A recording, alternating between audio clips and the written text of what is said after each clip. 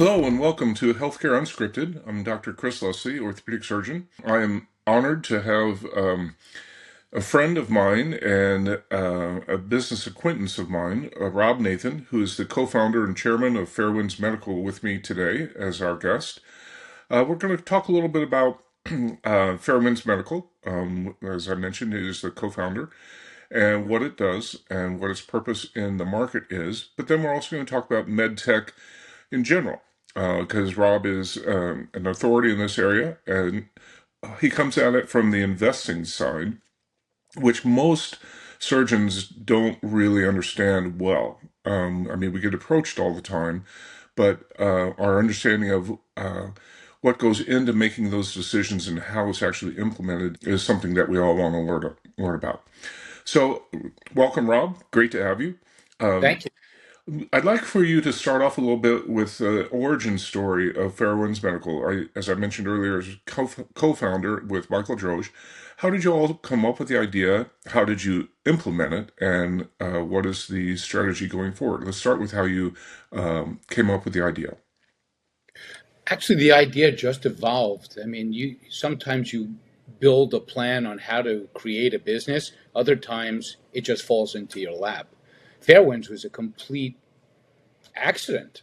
How it evolved. I met Michael back in 2017 when he was commercializing another MedTech product in a wearable device slash data analytics. And I funded the company. By background, I'm an investment banker focused on healthcare for the better part of 30 years. I raised him quite a bit of money. And the best part about the company was Michael. Michael and I just became instant friends through the process. Ultimately, that was early. Technology had evolved. And fast forward about 7 or 8 years from there, Michael and I re-engaged. I simultaneously met a company in the same space as that, which is Plethy, and made an introduction to Michael and said, "Hey, Mike, tell me your thoughts. You just spent 7 years in a career expert in the space." And he came back and said, "They cracked the code.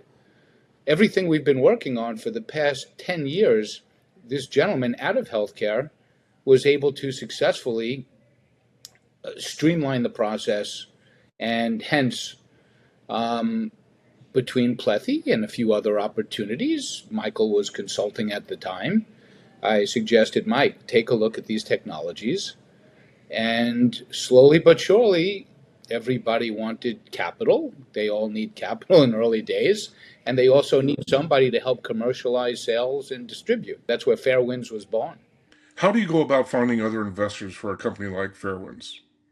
Well, Fairwinds doesn't have other investors. It's self-funded by Michael and myself. We have other partners that we brought on, each one that contributes significantly based upon their experience and history, and KOLs such as yourself.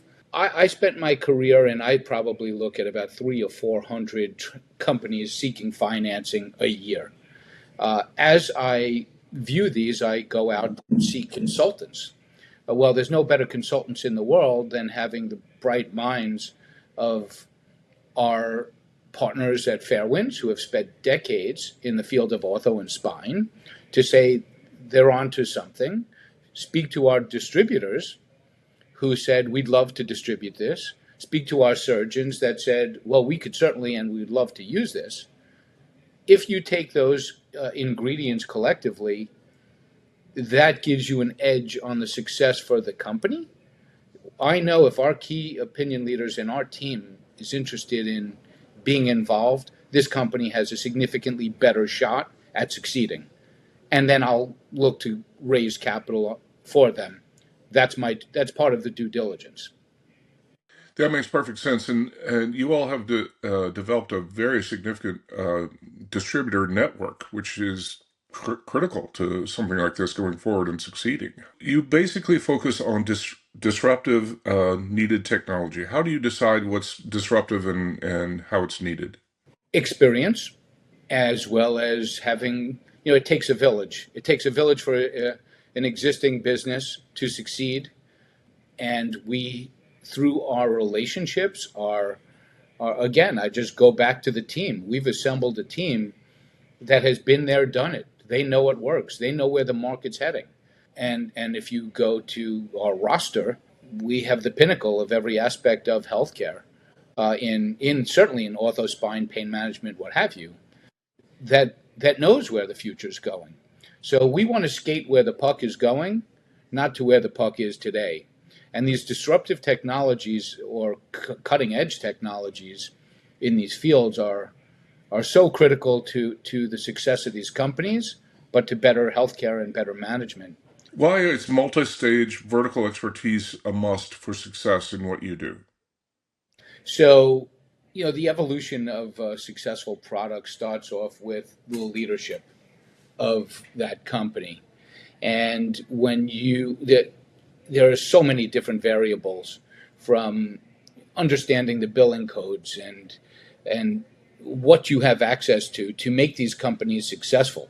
So if you don't have the correct distribution team for the products that you have, the people that know and understand that could deliver the messaging is key, and have it vertically integrated into an existing system that makes sense to pair with other products, such as large manufacturing distribution companies, whether it be the Strikers, the Zimmers, which have you.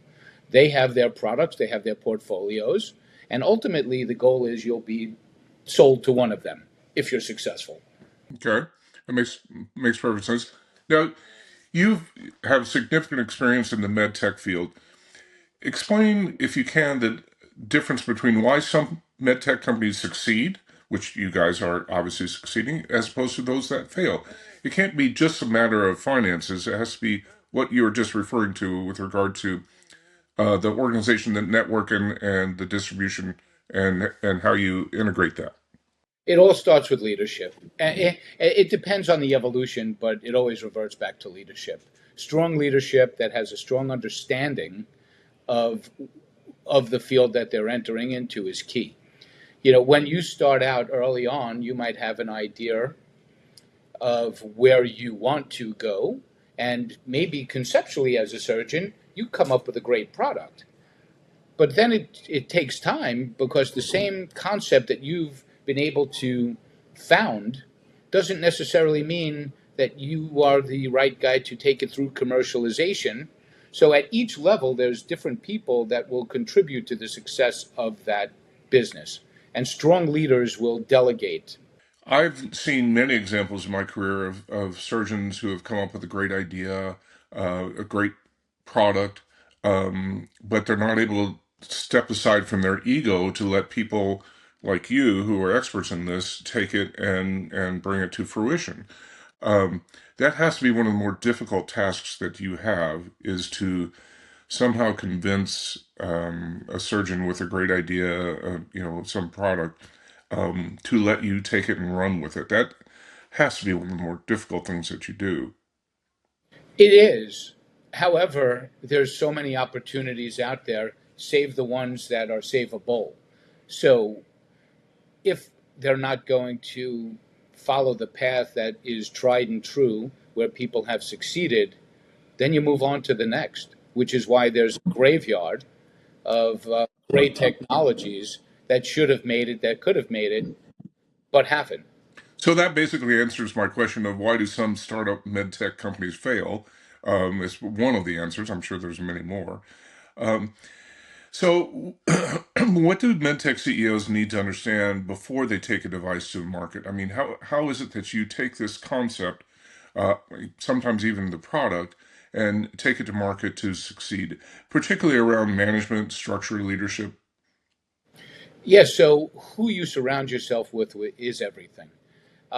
People, you need experienced people around the team.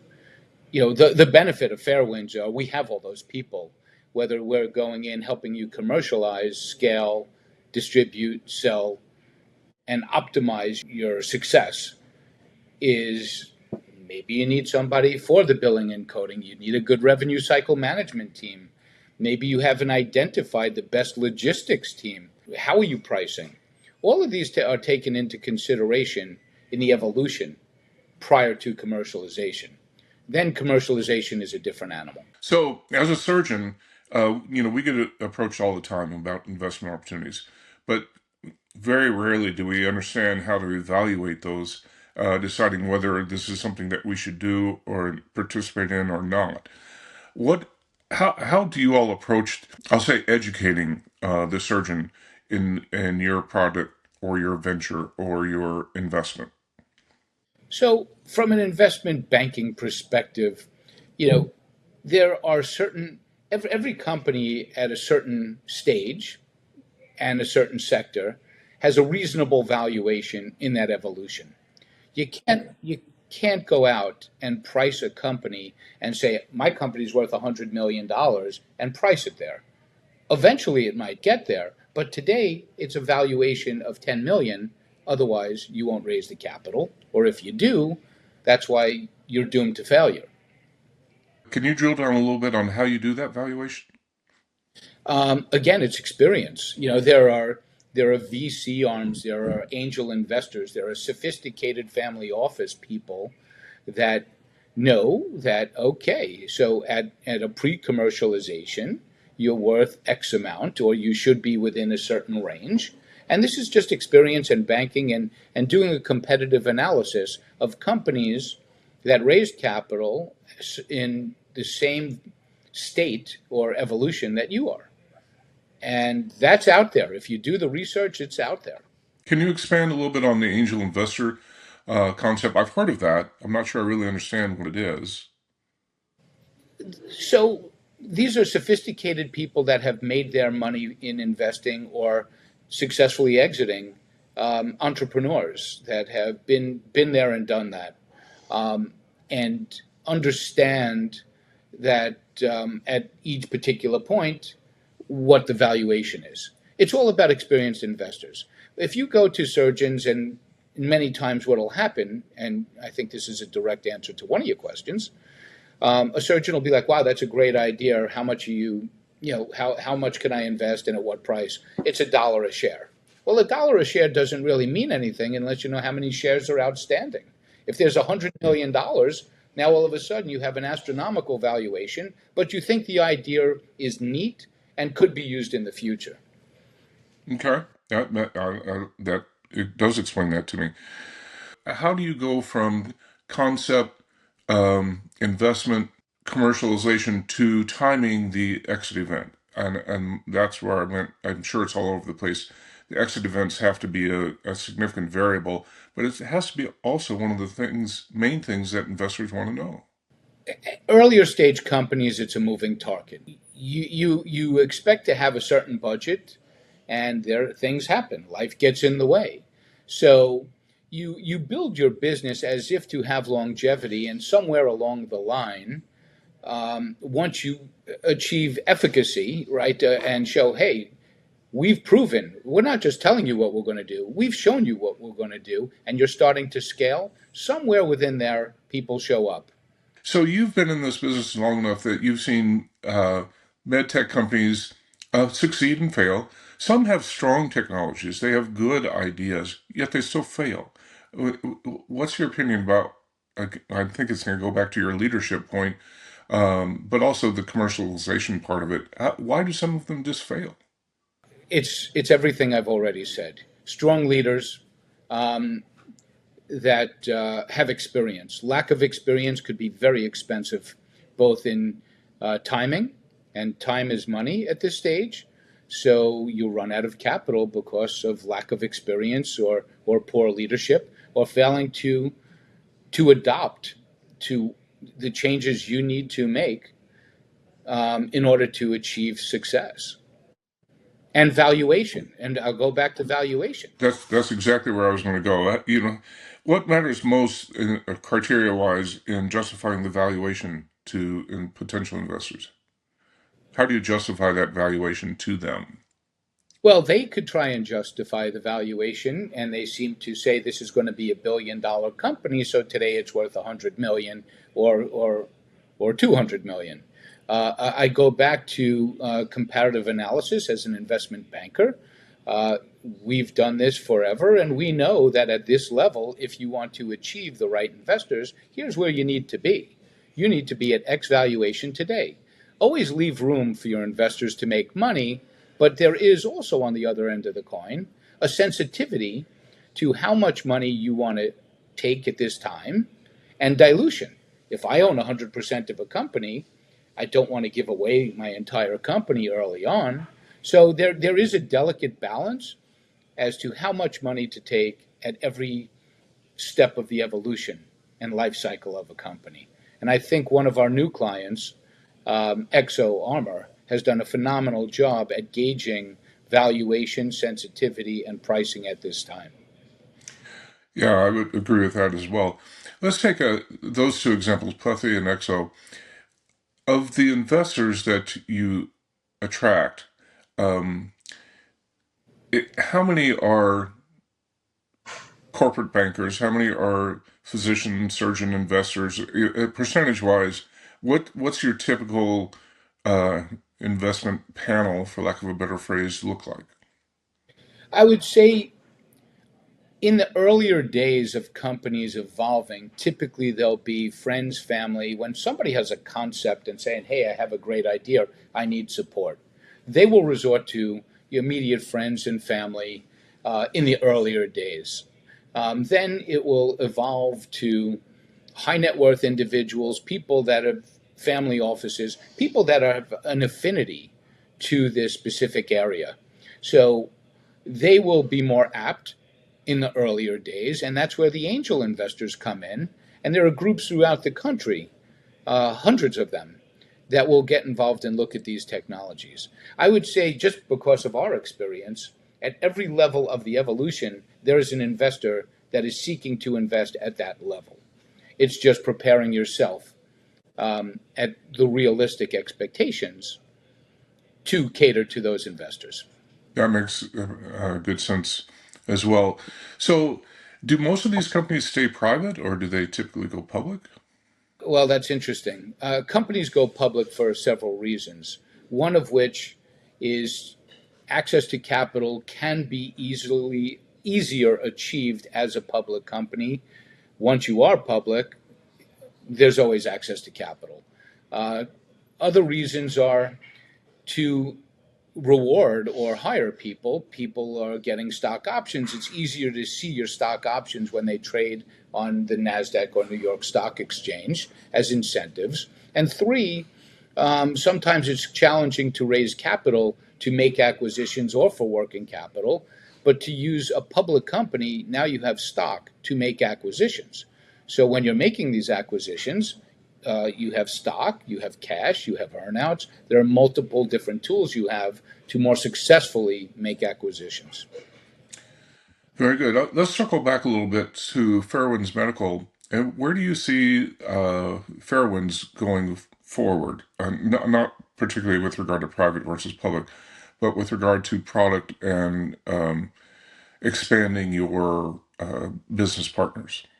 Fairwind is going to remain true to being bespoke to cutting edge technologies that will improve healthcare, that have gotten to a point of commercialization. Fairwinds is a company in a box. We are an outsourced company where we thought we were sales, marketing, and distribution. We've become a lot more than that.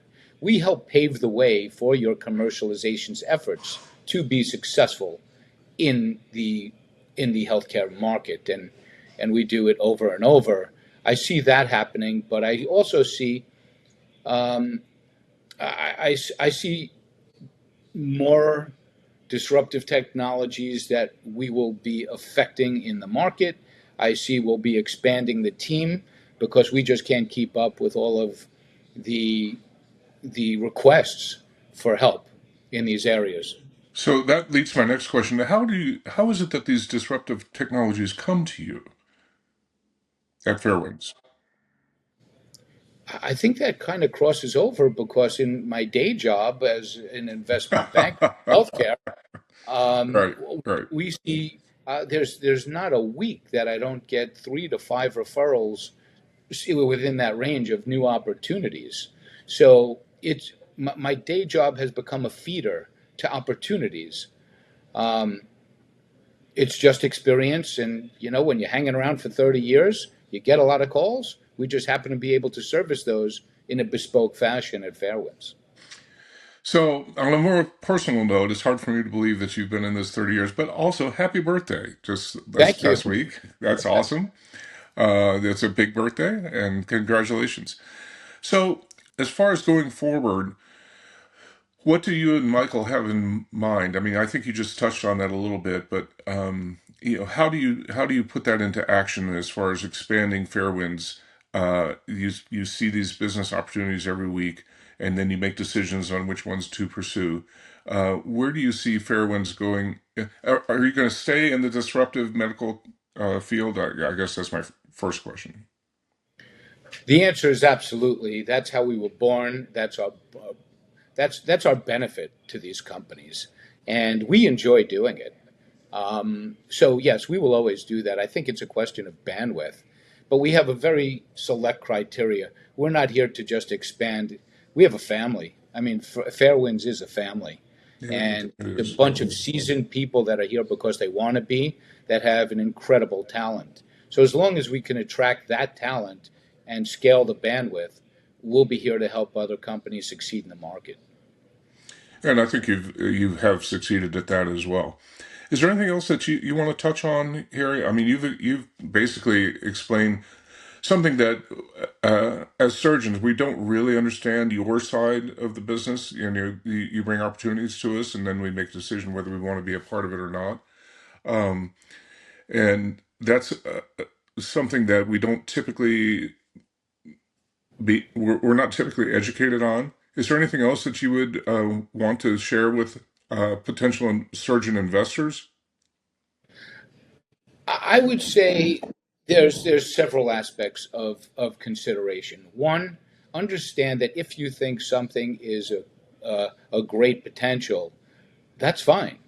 But before you pull the trigger to make that investment, make sure that you're investing at a valuation that's going to make sense, where you, even if you invest, you could make money off of this in the future.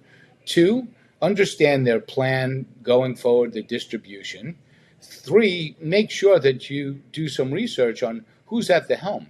What have they done before? First timers, it's costly. Your money is going there to help them, but you want to make sure that the money is spent wisely by that team. And structure. How are you investing? Are there other people ahead of you in the capital structure that converted in a senior piece of paper? Are they accruing interest? So there's a lot that goes into it, and we're always happy to hear an opportunity and to provide some guidance in that capacity. But buyer beware. So I think that's an excellent answer. I want you to expand a little bit on the concept of accruing interest. I had never heard of that until I met you. Are you unique in that in your industry with regard to investments, or is that a commonplace thing? Yeah, there are multiple different structures. I am certainly not unique. It's just one of the tools in the toolbox of how to invest. In the earlier days, listen, companies, depending on which side you're sitting on, they would like you to have common stock and all equity in a company. Um, and as an investor, you once your money's gone, it's gone. So, however they're doing, you'll get a call every once in a while. How you doing? We're doing great. Okay, there's nothing you could do about it. But if you have a senior secured note and you have an interest, you're getting paid to wait. So as these companies are evolving on the positive side, you're accruing interest in the note, and it kind of puts the company's feet to the fire saying, I don't want to keep paying interest. We need to scale. We need to do this well, good job, and we need to do it efficiently. So I find that it helps keep the feet to the fire, and companies accountable when they have people that have skin in the game, but also have influence. Yeah, I agree with that as well. And I do think that you're probably one of the few companies I've ever heard of that actually does the interest um, accrual model, and it certainly makes that investment much more attractive. Um, and I think your point of holding people's feet to the fire makes perfect sense, rather than just a a static investment. I just wait to find out what happens in 5 years, and and go from there. So, Rob, I can't tell you how much I appreciate the fact that you've explained these concepts to us. I mean, these are things that we just really don't drill down on very much, and so it's really helpful to have that insight into how you, on the investment side and attracting investors into these businesses, uh, formulate that model, and then how you actually implement it. So I want to thank you for that explanation. Is there anything else that comes to mind that you think that we should know from an investor surgeon standpoint? I think whether it's an investor surgeon or any investor, you always have to be vigilant as to your investment thesis, your risk tolerance. These earlier stage investments are risky opportunities. Just because somebody says this is what we're going to do doesn't mean they're going to achieve that. So it's like OTB. Don't bet, bet with your head, not over it. Um, there's a time, a place, and if you like in fixed income, you shouldn't be investing in early stage companies. If you have the discretionary capital or you're a professional investor that invests in these ranges, well then, act accordingly. But diversification is the only free lunch at earlier stage investments, because most of them do not succeed. So I would just add caution to a good idea.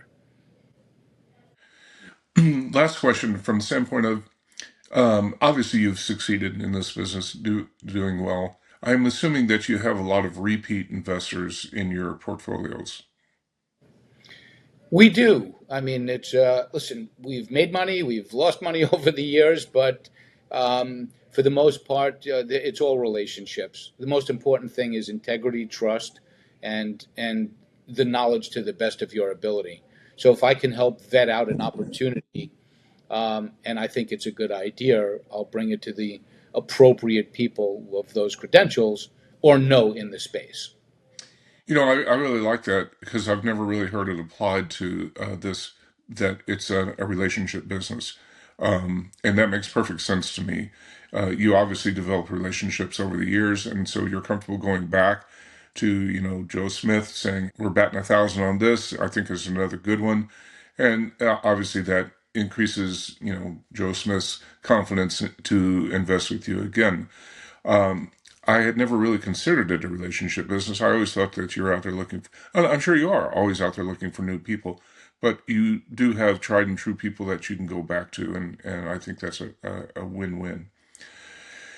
Rob Nathan, co-founder and chairman of Fairwinds Medical, I really appreciate your time, your expertise. You've explained some difficult concepts to those of us who are not in the business world, and made it more understandable, and I appreciate it very much.